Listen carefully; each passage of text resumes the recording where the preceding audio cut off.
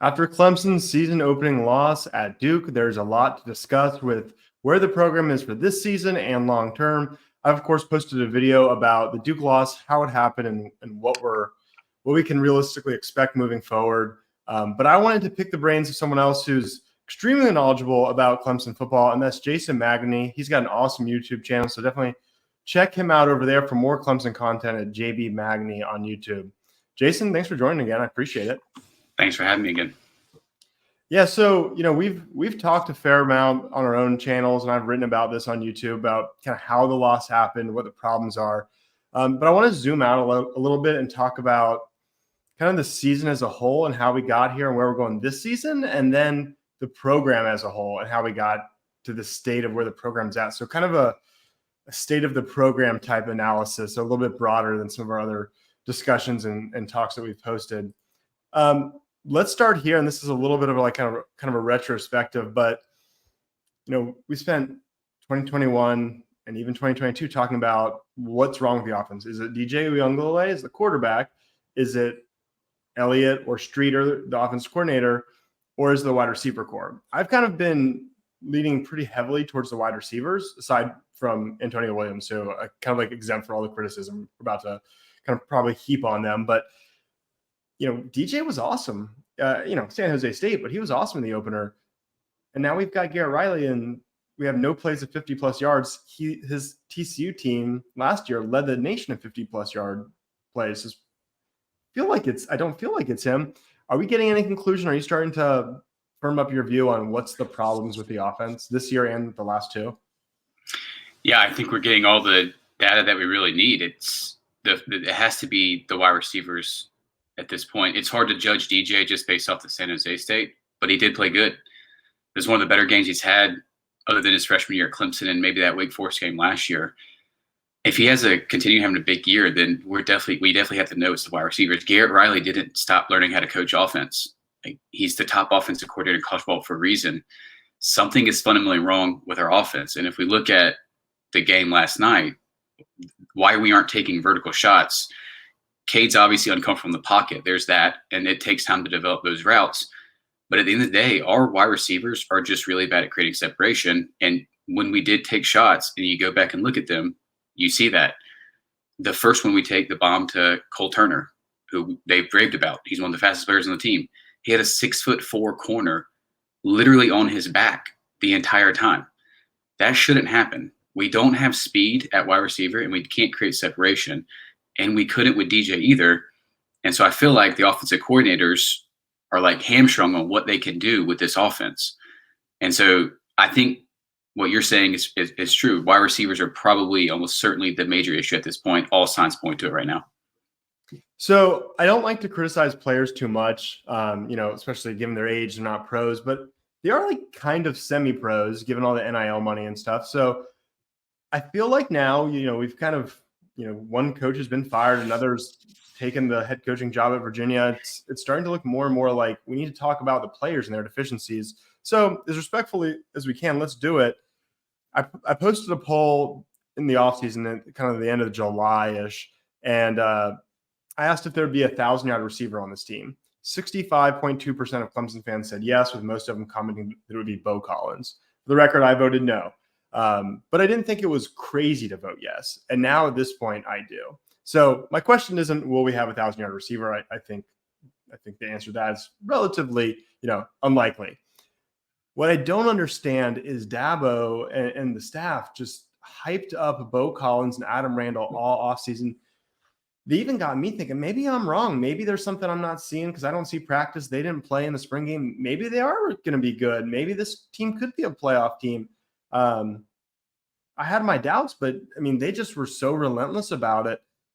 Did Dabo, was he lying to us for some sort of like to build them up? Did he genuinely believe these guys were better options than players like Jamari Thrash and Keon Coleman, who they could have tried to get in transfer portal, or Ali Jennings, who's now at Virginia Tech? I mean, did he believe it? What? I know you can't get in his head, but what's your thought there? Yeah, it's a good question. Obviously, we know he's hesitant to use the transfer portal when he likes the guys that he has. He talks about it all the time. As far as hyping them up, I think a lot of that is this psychological impact of trying to build them up. Like if your coach is saying great things about you, that's probably going to be a confidence booster. And I think that plays a lot into it because the way he talks about these players doesn't make any sense when you watch them on the field. I feel like when Joseph Ngata first got him on campus, we were told by Dabo he's got potential to be the best Clemson receiver we ever had. There's no way that possibly was true based off what we saw on the field. He just got cut by the Philadelphia Eagles. Adam Randall was getting that same type of hype from Dabo, but when I watch it on tape or watch him on film or watch him on the game, I just don't see anything that tells me he has a chance to be this great wide receiver. He can't create separation.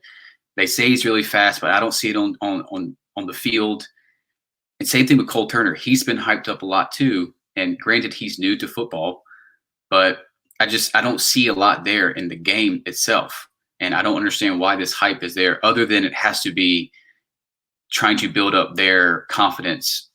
That's all I can think it is. Well, that's really a best case scenario. You'd rather be because Dabo's kind of playing head games to help the team and not that he just doesn't understand how to evaluate wide receivers, which he played and coached.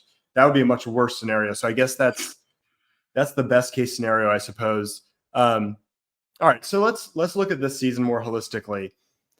Obviously you want to keep the 10-game win streak alive. You want to remain attractive to other conferences, the Big Ten, the SEC, to hopefully within the next few years get out of the ACC and this terrible TV deal and these terrible. You see Auburn's playing at 10:30 p.m. next weekend at Berkeley.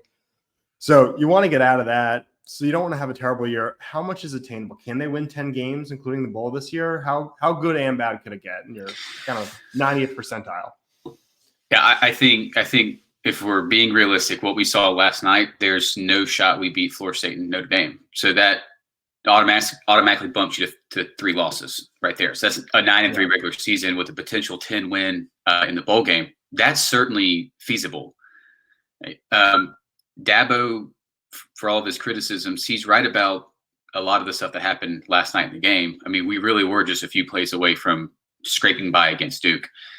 And if we execute those plays, do I think UNC is going to blow us out, or South Carolina, or NC State, Miami? We probably can beat all of these teams. I just don't see how we beat Florida State. I don't see how we beat Notre Dame. Those two just seem like they're a lot better than us right now. And so we would have to win every other game. Right now, I have no confidence that's going to happen. I think we're going to struggle to get 8 wins. I really do. Yeah, honestly, that'd be my prediction, kind of an 8-4 team that goes to an okay bowl game. Probably wins the bowl game, and Dabo spins it as a very good season for all the adversity we overcome and all that. But yeah, I think I'm in the same boat with you for what this season can be.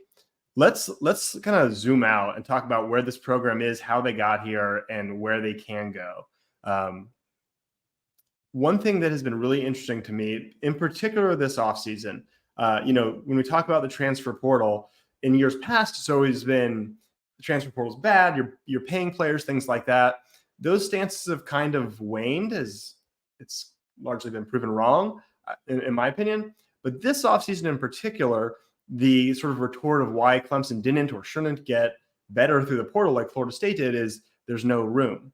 But I would argue that that's part of roster management, and they went out and they got guys late in the cycle to fill up those spots, like Tink Kelly or Tyler Brown. And that's not a criticism of those players. I actually think Tyler Brown could be really good. But I think it's strategic, and I think it's an error as you see teams like Florida State add Keon Coleman and immediately benefit from it. And, they're not the only one. It's not, there's the portal kings. You see it everywhere. The other aspect of this is I feel that most fans who are even just semi-knowledgeable thought making internal hires for both coordinators was foolish. And the fans have have absolutely been proven right for one of those already, as Dabo already essentially admitted it was a mistake and dismissed Streeter and hired Garrett Riley. So my question to you is this: Dabo's a Hall of Fame head coach. Why are casual fans seeing his errors 2 and 3 years before he's seeing them? What's leading him to what's putting blinders on to not see, to me, fairly obvious mistakes? Yeah, I think Dabo's motivations are a lot different than our motivations. So Dabo's always been the type of person of we're like leading by results. Like, we're going to value education first, family culture, stuff like that. I really do believe by that. And so when we see all of these questionable hires, foreign players with no coaching experience, promoting from within, even though we were struggling the year before, I really just think Dabo sees this as a family culture. And then these coaches are probably going to guide young players into making great life. Like, I think that's his ultimate goal. It's not to win championships like us as fans. I think that's really where Dabo's at. And so he's made these bad hires. I would say they're bad hires. They're just inexperienced coaches. And you pulled up the point of, we're bringing in all these players late in the recruiting cycle. Late in the recruiting cycle, by default, means you're going to get developmental projects. And that's fine when you have coaches that know how to develop players. But now you have them with coaches who have no experience coaching. And that is a recipe for disaster. And I saw something earlier today. I was doing the research on my own about the last 2 cycles. There are about 10 players we signed that were really late in the cycle, and all 10 of them are developmental guys.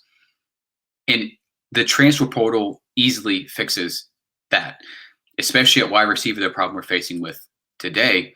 You easily can get a wide receiver in the transfer portal, but instead you sent 10 offers out to players so late in the cycle. They're developmental guys. And most of them, I think I looked at least 7 of them by my calculation, will just basically never play a snap at Clemson, a meaningful snap at Clemson. Right. Well, what I don't get about it is, I'm not a professional scout, but as soon as the offer went out and was in most cases immediately accepted, people like you and me look at it and we could pretty quickly tell this probably isn't going to work. And then 90% of the time it doesn't work. I mean, not to say I'm 100%. I thought the Nolan Turner offer was bad, and he ended up being great, one of my favorite Clemson players. So there are exceptions for sure. But if I'm hitting 90% correct on these guys not working out, and Dabo's at 10%, I think you're right. I think the goals are different. I think this sort of misaligned incentives. So let's end on this. One example of kind of Dabo betting on a kid that he likes, but we've got a lot of evidence is not going to work. And again, I don't want to kind of run down players, but we have 5 years of Justin Maskell not being a ACC starter kind of quality player. He has kind of sacked since 2020. Dabo made a comment that he could have went to the NFL. I think everyone knows that's at least dishonest on its face. But he bet on him, didn't go out and grab a defensive end transfer or plan around it. I mean, I think TJ Parker could even take the job from him if they don't move Peter Woods to defensive end. What has to happen for Dabo to shift philosophy enough that Clemson can compete with, let's not even say Georgia, let's just say compete with Florida State to win the ACC in the next, say, 3 years if the ACC lasts that long? Will he shift, and what has to happen? Yeah, I mean, to me, it has to have. We can't win 10 games. I think the 10-game excuse is always going to be there for him. He'll always be able to hold that in his back pocket. And he's made the excuses recently these last 2 years. 2021, we shouldn't have won 10 games. I actually agree with that. That team was hurt all year. Last year, we won 11. We were 1 game away from making the playoffs. So the pressure is just not there, right? The 1 point away from making the playoffs, we're super close. In Dabo's eyes, we're literally right there. And I'm sure he thought the Garrett Riley hire was going to take us over the edge. I think you just have to have like an 8-4, 7-5 type of season before he goes, something is not right. And we saw he self-reflected on the Brandon Streeter hire. I don't know if he's going to self-reflect and do something about the coaches on staff he has because they're so inexperienced, or will he actually go out into the transfer portal and pick up guys that we desperately need to make an impact for us instead of getting these developmental guys? I think it just has to have 7-5, 8-4 type of season. Yeah, it's like pro sports rooting for your team to tank. I can't. I love Clemson too much to ever do that, but I can't. Yeah, no, me either. Absolutely not. But towards the end of the year, if this team is, they've got 3 losses and the season's over, I will still absolutely root for them to win. But I think the pressure to get the 10 wins starts to diminish a little bit. I just feel like he needs a very, very clear signal before he makes a change. So. Hey, and we got 2 warm-ups, and then Florida State. And if they beat Florida State, all is forgiven. I don't think it's very probable, but it's possible. So we'll look forward to that. If you enjoyed this video, first of all, go visit Jason's YouTube channel, JBMagni on YouTube. He's got some great content. And then, of course, if you enjoy this, please like and subscribe to this channel as well. Jason, thanks for joining. I really appreciate it. Thank you. We can do it again sometime. Yeah, absolutely.